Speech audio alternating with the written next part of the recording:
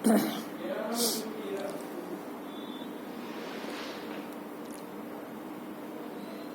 Doctor खामोश मीना, सहआचार्य लोक प्रशासन, government girls college Kishanpur, Jaipur.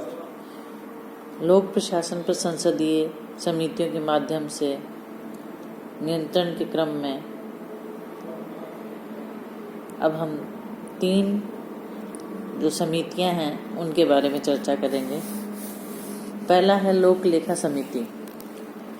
सार्वजनिक वित्त पर नियंत्रण रखने में लोक लेखा समिति, पब्लिक अकाउंट कमेटी का महत्वपूर्ण योगदान रहा है।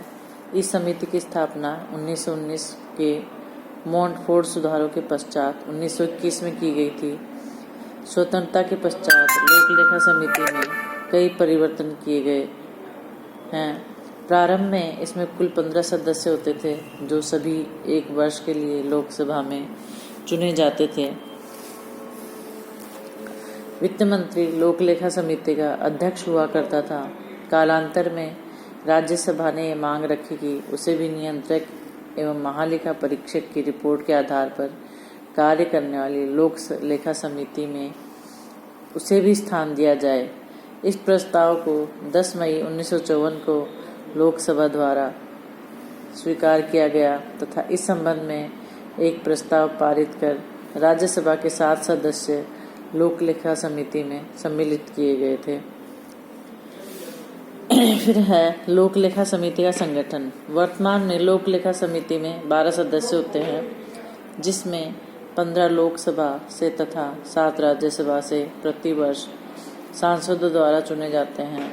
समिति में राजनीतिक दलों का प्रतिनिधित्व सदन में उनकी सांसद संख्या के आधार पर निश्चित किया जाता है। एकल संक्रमणीय मत पद्धति के आधार पर सदस्यों का चयन होता है। लोक लेखा समिति के अध्यक्ष की नियुक्ति लोकसभा के अध्यक्ष के द्वारा की जाती है। यदि लोकसभा का उपाध्यक्ष इस समिति का सदस्य विपक्षी दलों को अध्यक्ष पद प्रदान किया जाता रहा है सदस्य हो तो समिति का अध्यक्ष बना दिया जाता है। सन 1959 के पश्चात सामान्यतः विपक्षी दलों को अध्यक्ष पद प्रदान किया जाता रहा है। चूँकि 1 वर्ष की समयावधि लोक लेखा समिति के सदस्यों के कार्यकरण की दृष्टि से पर्याप्त नहीं है, अतः कुछ सदस्य पुनः निर्वाचित कर लिए जाते हैं ताकि नए अनुभवी दोनों प्रकार के सदस्य इस समिति में बने रहें। नियमानुसार कोई मंत्री पद धारक व्यक्ति समिति का सदस्य नहीं बनाया जा सकता है। लोक लेखा समिति के कार्य। लोक लेखा समिति को संसद द्वारा पारित बजटीय विनियोगों के अनुसार व्यय करने की प्रक्रिया की जांच तथा अनियमितताओं पर नियंत्रण करने का दायित्व दिया जाता है। नियंत्रक एवं महालेखा परीक्षक की रिपोर्टों के आधार बनाकर यह समिति केंद्रीय मंत्रालय एवं इसके अन्य अभिकरणों के लेखों की परीक्षा करती है। लोक लेखा समिति के मुख्य कार्य इस प्रकार हैं।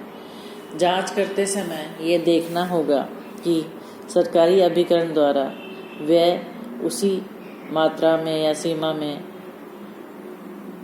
जो संसद द्वारा स्वीकृत किया गया था। सेकंड पॉइंट है यह देखना कि सरकारी धन केवल उन्हीं विषयों पर व्यय किया जाता है जो संसद में स्वीकृत किए गए थे। थर्ड यह देखना कि व्यय की स्वीकृति देने वाला अधिकारी इस कार्य के लिए वैध सत्ता प्राप्त है अथवा नहीं। नेक्स्ट पॉइंट है यह देखना कि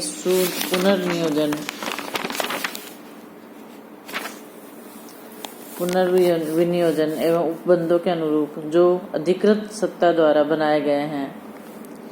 नेक्स्ट पॉइंट है सरकारी विभागों, लोक उपक्रमों, व्यापार, योजनाओं तथा परियोजनाओं के लेखों का परीक्षण करना तथा उनके आय व्यय एवं लाभ हानि इत्यादि विवरण पत्रों की जांच करना भी समिति का कार्य क्षेत्र है। उन स्वायत्त या अर्ध स्वायत्त निकायों के आय व्यय लेखों की जांच करना जहां आवश्यक रहता हो। राष्ट्रपति द्वारा नियंत्रक एवं महालेखा परीक्षक को सौंपे गए कुछ विशिष्ट कार्यों के प्रतिवेदनों के आधार पर जांच करना। नेक्स्ट पॉइंट है, आय व्यय के विवरणों की जांच के अतिरिक्त अन्य महत्वपूर्ण सुझाव भी समिति दे सकती है जो वित्तीय नियंत्रण में सहायक हो सकते हैं।